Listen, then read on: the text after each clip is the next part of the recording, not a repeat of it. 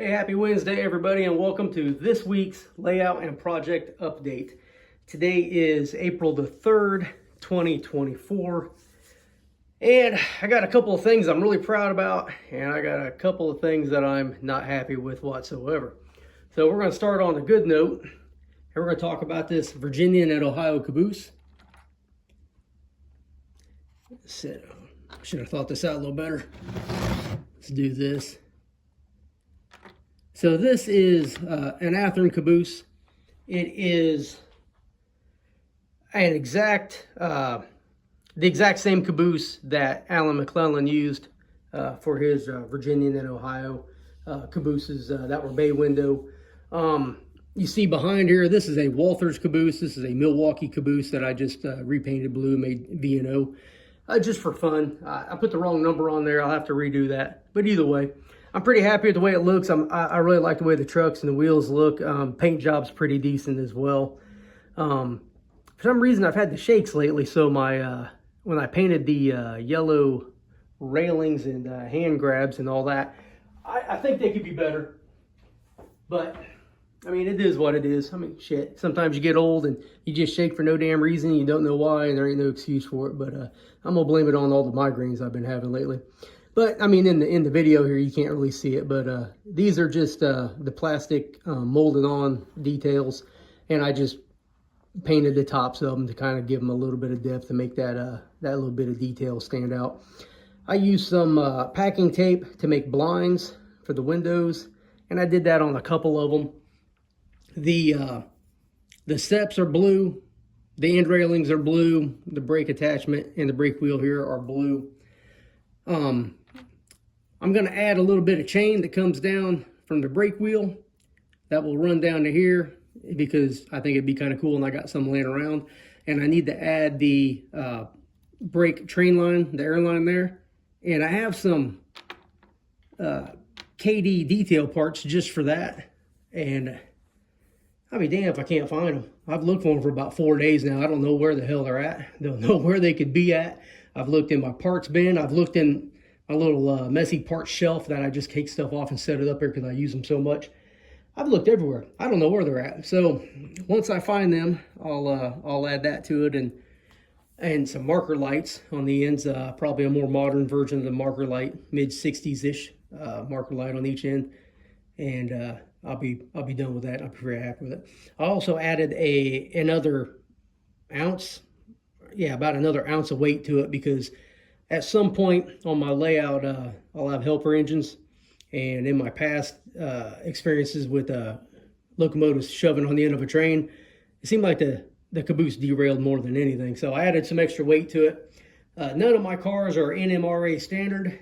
I usually like to run my cars a lot lighter because I have very broad curves. And I don't need them to be as heavy. And then after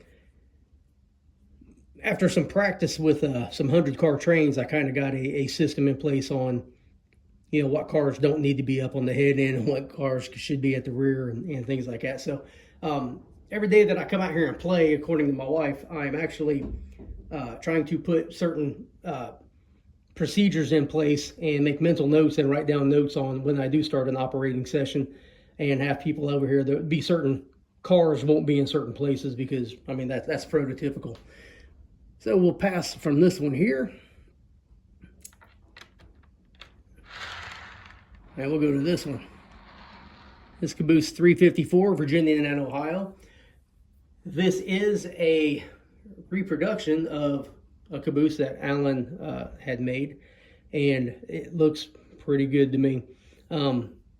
Steps and end plates or end boards are red. The ladder, brake apparatus, and railings are red with white highlights, and the simple Virginia and Ohio spelled out with the number in the middle, just like that.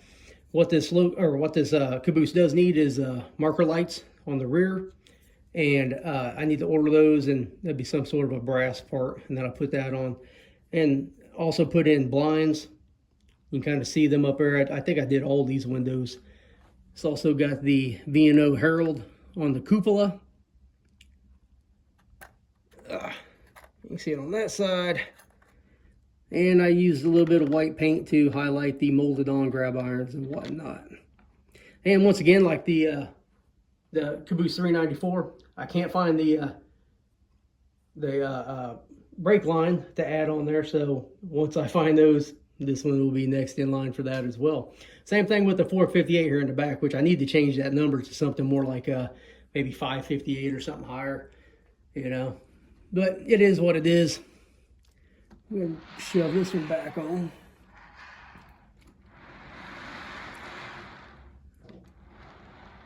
Got this heavy duty flat car here I've been working on. I painted it blue for the V&O. I have a lot of detail parts to put on here. Stirrups and grab irons. There's a metal plate that I have to put here and to put down here. And I have all the brake apparatus that needs to go on the control valve, the reservoir, and the brake cylinder itself. And those will go on both ends.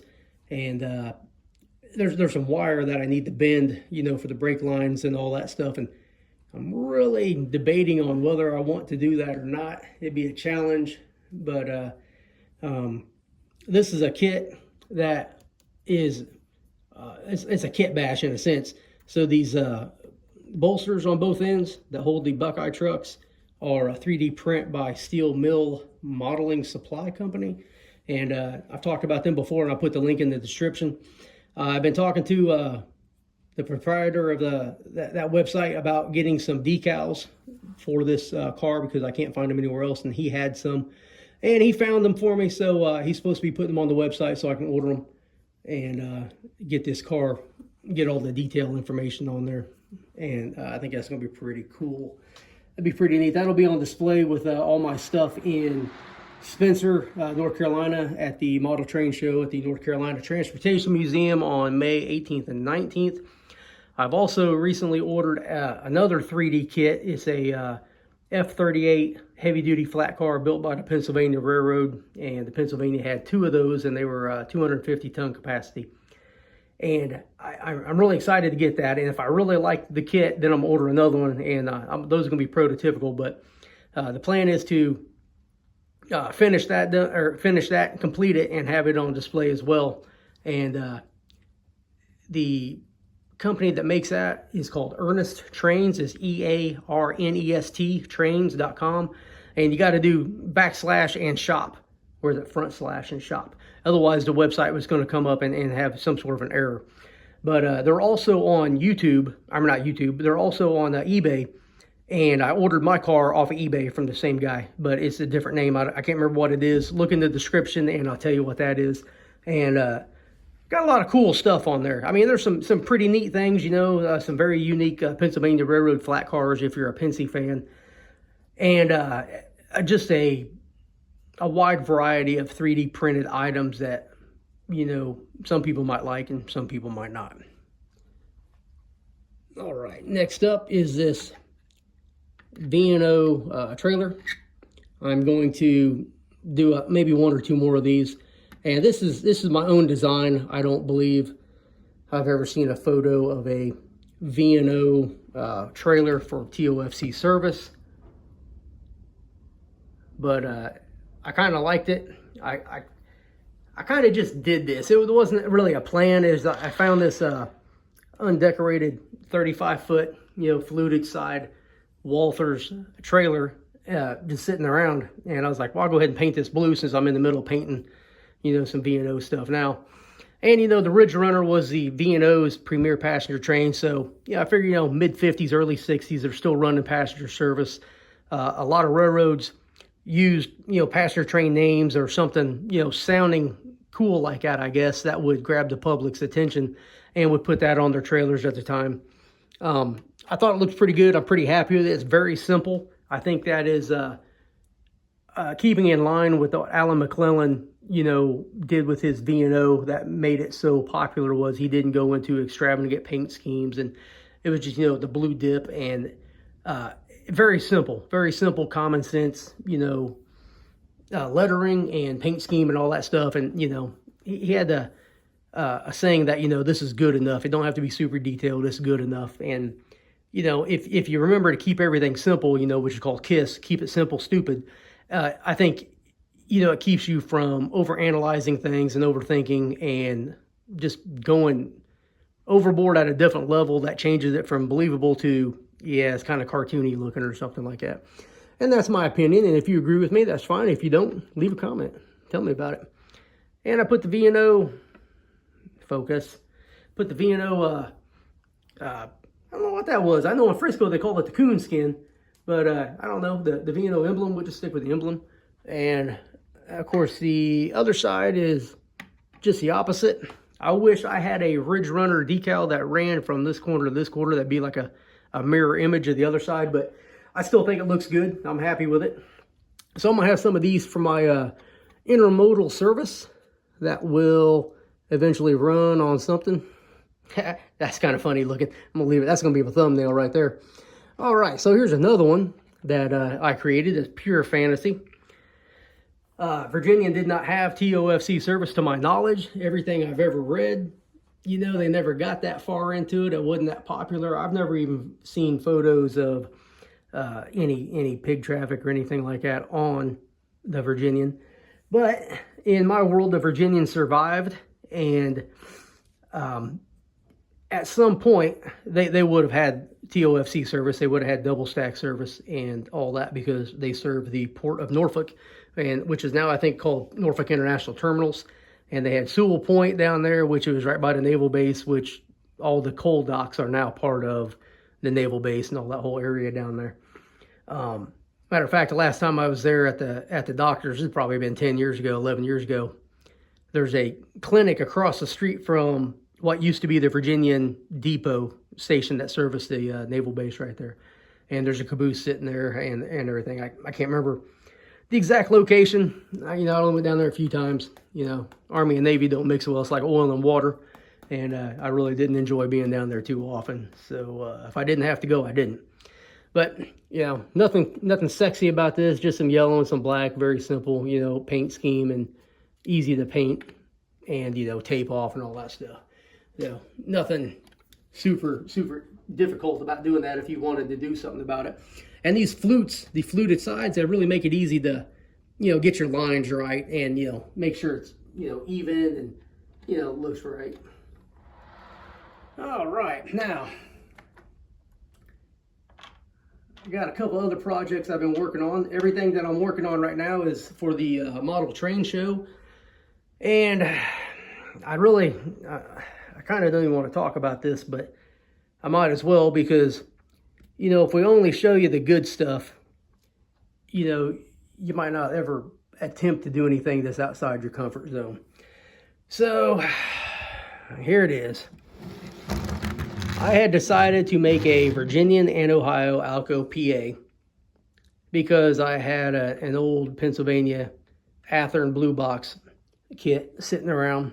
Well, it wasn't a kit, it was just an old locomotive that was destroyed in a flood. And so I decided I'll strip it. So I stripped it down, got all my paints and everything right and everything. Started, shot it with white to begin with. And then I taped off the stripes and then, painted blue and then, black for the underframe, blue for the cow catcher down here, the pilot, whatever you want to call it. I put doors on it because I didn't want to mess around with a coupler or anything in the front. And, painted the top black. I was really happy with the paint job, and then the more I look at it, the more I'm not happy with it. So my white stripe is a little too thick. It should be more of maybe an 8-inch stripe versus about a 12-inch stripe is what I got. And what I had done was I used there's a part on the front of the PA here. It's like I don't know, something that's part of the nose, like a molding or something like that. So I just used that line and brought it all the way back to the rear, thinking that maybe that's what Alan might have done because it was just that simple. And yeah, I failed. I failed miserably at this. Not happy with it at all. Really, I'm not. And then when I put the emblem on the front, I thought, okay, it's looking better. And then according to the photos, I think this stripe is too wide as well. And I think I made it a little too long. These are only like an inch long, but I think I made them about maybe 1/8 or 3/16 of an inch too long. I think they should have ended about right here. So I'm not happy with that. And I don't know. I'll show you the other side. It's just sitting on the trucks. It's not, I just sat them there so to get a good look at it. But hey, look at this side. I think it looks a little better, but this side was kind of jacked up and I had to repaint it. And you can see where the paint got a little thick down here. And I'm just absolutely not happy with it. I don't even know if I want to put V&O on the side. I don't know. Leave me a comment below and tell me what you think I should do with it. Scrap it and start over, or you know, finish it off and, you know, hope it looks better than what I think it's going to look. You know, I mean, it's an old dummy. I've had this thing for probably 30 years, and you know, so it's not like a great loss. And if nothing else, I learned a lot about you know, painting it and, you know, the process and everything. Because I mean, you got to shoot your light colors first and then go with your dark colors afterwards, because the dark colors cover up the light colors, not vice versa. And maybe it's just I needed a little practice. There's an undecorated Walthers PA on eBay right now. I was thinking about buying it and starting over with that. And maybe since it's gray plastic already, that, you know, I wouldn't have to, you know, I wouldn't have to worry about stripping, of course, but maybe the paints would lay on it a little better and maybe it'd look a little better. And maybe the blue wouldn't have been so dark, because I thought the blue was a little too dark. But I mean, some days it looks good and some days it don't. I guess it depends on the light. But I don't know. You tell me. Leave me a comment. Give me some advice. I could use some advice, I guess. So I shall solicit your intelligent comments for below. Now, this was an impromptu project, and I have really bad insomnia. So there's some nights that if I go to sleep before, you know, 11 o'clock or 12 o'clock, I'm up at 2 or 3 in the morning, and there's not any going back to sleep. So this happened to me the other night, and I just decided to come out here and, you know, work on some decals or something like that, because I figured something tedious would, you know, make me tired, and I would, you know, eventually just go back in the house, go back to bed. But that didn't happen. That didn't happen at all. I was wide awake until about 1 in the afternoon. I ended up taking about a 2-hour nap. But I found this. Okay, this is a Bachmann locomotive, and I found this undecorated shell in a box of parts, basically, and I didn't even realize that I had it. So I evidently ordered it and either couldn't use it or forgot to use it or something. And then this is of course, a Bachmann locomotive as well, but I had ordered a different shell, a different boiler. So I have 2 of them, and one's nickel plate 763, which is what this has been running around as for the last couple of years. But I also had a 765. And I was thinking, you know, it'd be kind of cool is if I had a Midland Road, you know, Burke. I thought that'd be kind of neat. So that's what I decided to do at 3 o'clock in the morning. I found the appropriate decals, and I started, you know, removing numbers and throwing decals on there, and I'm pretty happy. I'm pretty happy with the look so far. Now, the tender still needs the coal capacity and water capacity information decaled on. I need a small AM for Allegheny Midland right about here. I need another set of AM decals for right here, and same thing for the other side. And I'm having fits right now with my decals. Tony Custer mailed me a whole bunch of Allegheny Midland decals for Christmas, and I'm blessed that I get to talk to the man every now and then, and that he always answers my emails. And you know, and not to get it twisted, you know, it's not like I'm calling him up on the phone every day, but we email. That's about it. But he seems like a very, very good guy, and very sincere, and his love of model railroading is infectious. So if you ever get the opportunity to meet him, you know, don't be shy. Go shake his hand, you know, because we're getting older every day. You know, someday that man won't be here, someday I won't be here. So take the opportunity to shake his hand and thank him for everything he's done for us in model railroading, because it's pretty freaking awesome if you ask me. But he sent me these decals, and he told me I need to get some solution to put on it that restores the decal if they shred. And sometimes the stuff works really good and sometimes it doesn't work at all. So I have a limited number of decals that I can use, and I think yesterday or the day before when I started this project, it was frustrating. I think I tried this AM decal 3 times and each one of them shredded. And the Midland Road here, this one here, the R is a little distorted from where it shredded, and I pieced it back together. And then the other side was really good. And but those 2 decals took me about 4 decals to get them so they wouldn't just absolutely just disintegrate and be absolutely unusable. Now, these numbers here, I just had some nickel plate decals and used those. And the same thing that I have, I'll be using nickel plate decals for the boiler front as well, the smoke box cover. Oh, come on now. But all I did was strip off the numbers and then paint a little bit of black on there and make it look better. Here, let me get in the center screen, focus. There we go. Now, this has a twin sealed beam headlight. I think that's going to be just fine. You don't really see it. And then I painted the inside of the bell red. And I saw that someplace one time, and I just thought it was a different little effect. Just throw a little color in there every now and then. But when nickel plate went to the flying number boards, it stopped putting numbers on the side of the headlight. So when you buy a Bachmann, you're going to have number board here, you're going to have numbers here, then you have numbers up here. That's not really prototypical. So you'll want to make it look a little better, take the numbers off the side of the headlight. And so that's what I'm getting ready to do. So it's about to be number 780. The Allegheny Midland had 10 284s that were sisters to the nickel plate locomotives, and their numbers were 780 through 789. So I figured, what the heck, I'll go ahead and make one. And when I want to run nickel plate again, all I gotta do is, take out the take 3 screws out there of the boiler, swap the boiler out, and 4 screws and swap the tender out. And not a big deal, not a big deal at all. But I'm on the hunt for a couple of more of these. I like these Bachmann locomotives. I've got some Broadway Limiteds that I paid. I got some brass hybrids that I paid $1,000 for, or close to it, that run like garbage.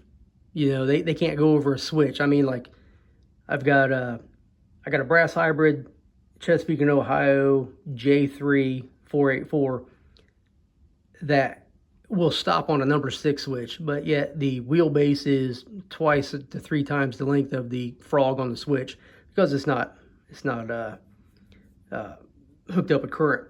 I've also got a Broadway Limited Streamline K4 Pacific for the Broadway Limited and the Broadway Limited passenger train, and it's never rolled a single foot on my layout because it won't go more than 6 inches without stopping. And I love Broadway Limited, but their electronics are crap. So if you, I don't know. I've got some Broadway Limited products from 2005. They're almost 20 years old that I bought when I was in Iraq, had shipped home. They sat in storage until I got home in 2006. And they still run great to this day. And I don't know what it is that they've done to their stuff, their electronics, or it's a bad design for electric pickup. I don't know what it is, but I don't know. I think maybe their stealth model locomotives might be better now if you can put like a TCS Wow Sound or a Tsunami 2 in there or something like that. I don't know. But we'll find out next time I buy one. But not trying to hate on them or anything like that, but even, I get quite irritated when I drop, $400, $500, $600, $800 on a locomotive and it looks pretty, but all it can do is sit there. And that aggravates me. That aggravates me a lot.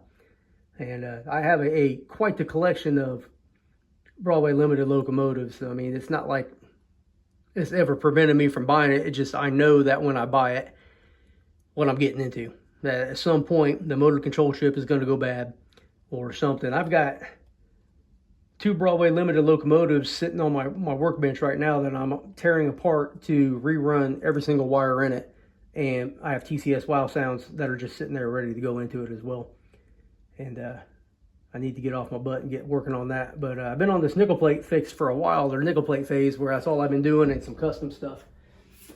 I went to the Greensboro Model Railroad show a week or so ago, and I picked up this MRC Lima Alco C420. And there's been a couple of them on eBay lately, and I've lost them both by $1. So my plan was to, this stayed nickel plate. The horn was here, but the horn needs to be back here. So I was going to replace and put that in the right spot.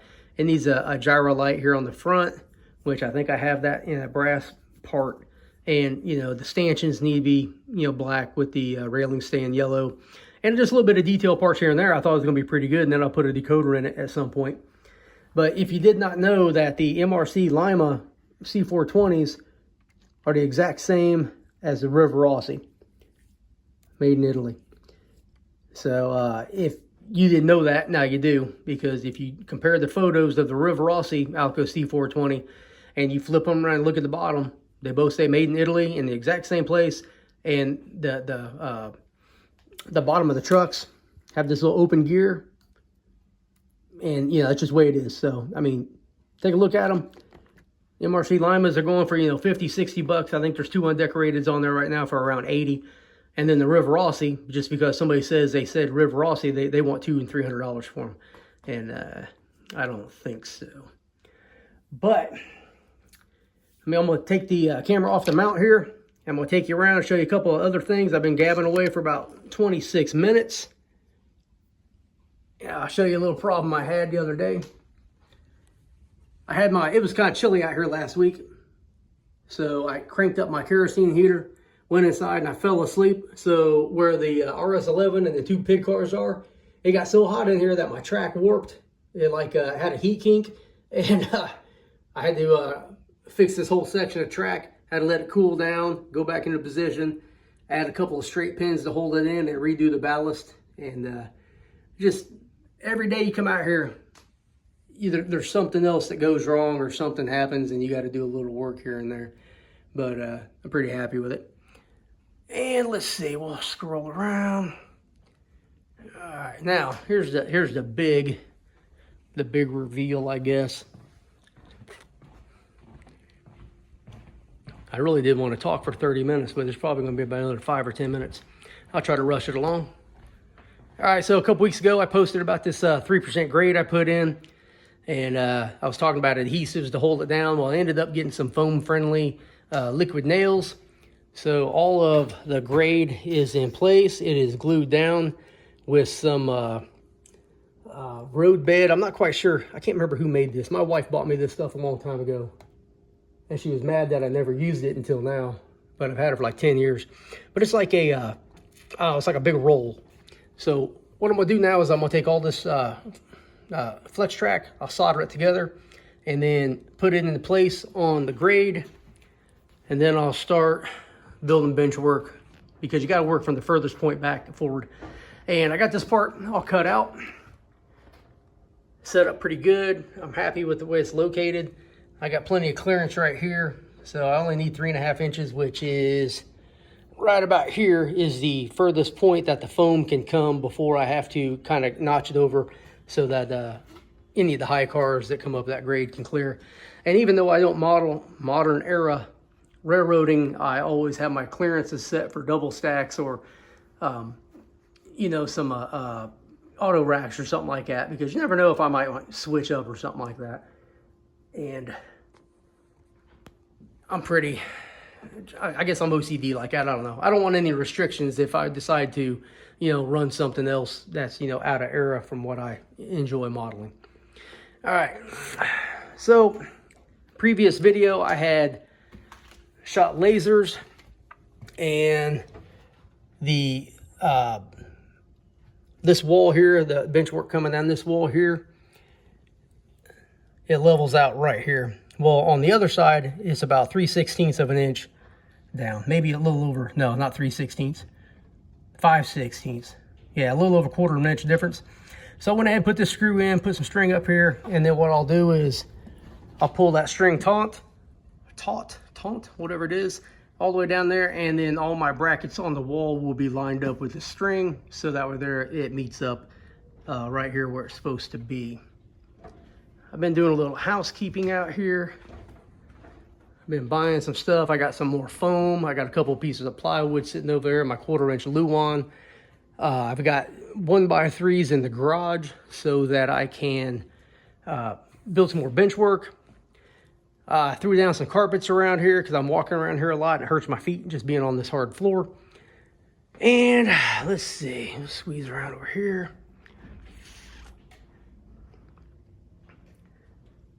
Where the machine shop is, I painted this cork black, put some dirt down, and started working on this little access road here. You can kind of see where I got everything laid out. I did a little work on my the bump stocks or whatever they're called there. Kind of camouflage, or not camouflage, and painted up, weathered them. You see the one on the right I didn't do too much to, and then the other ones I think look a lot better.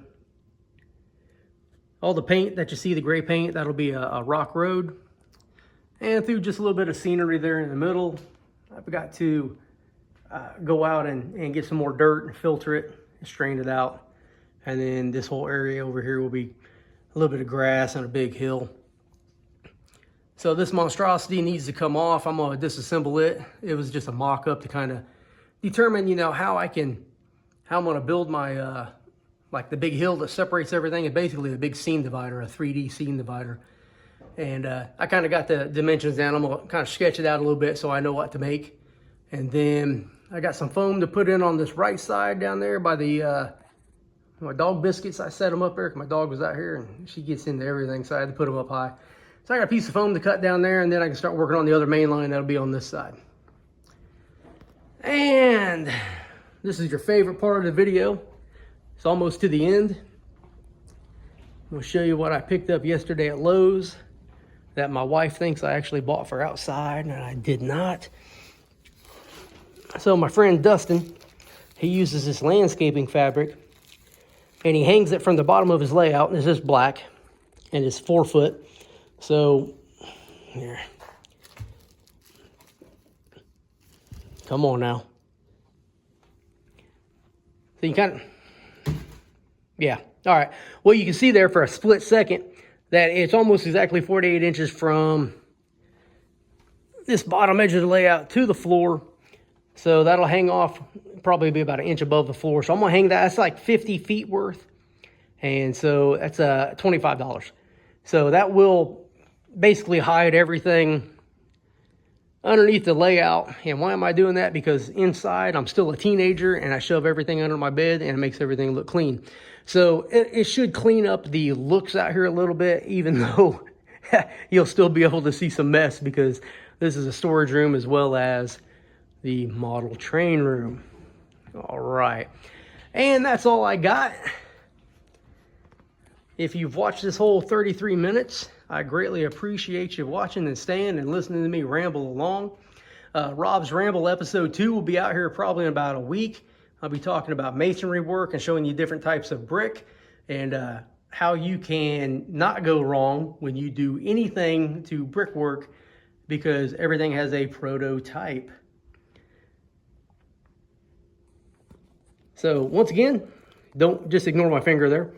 Like, subscribe, leave a comment, share a video. Come back here in a few days and see what I did next. Thank you so much for watching. I appreciate everybody that watches. And I love your comments. So feel free to leave a comment anytime you want. Have a good day.